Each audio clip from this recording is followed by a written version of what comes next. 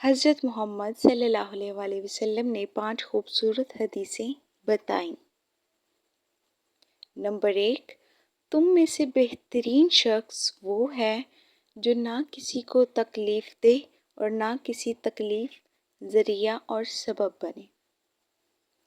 Number 2، جو شخص دن میں 10 مرتبہ سورۃ اخلاص پڑھے گا یعنی قل هو اللہ احد، یہ پوری سورت پڑھے گا، اللہ تعالیٰ جنت میں اس کے لیے محل بنا دے گا۔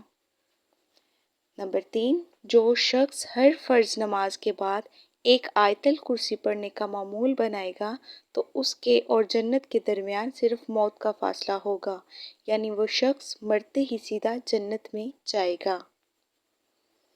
نمبر 4، جو شخص گھر سے نکلتے وقت یہ دعا پڑھے گا، بسم اللہ توکلت علی اللہ لا حول ولا قوۃ الا باللہ، تو اللہ تعالیٰ شیطان کے شر سے اس کی حفاظت فرما دیتا ہے اور جس کام کو وہ نکلا اللہ تعالیٰ اس میں آسانی فرما دیتا ہے۔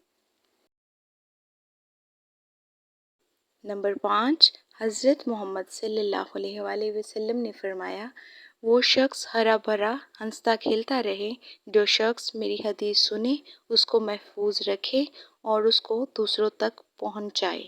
جزاک اللہ۔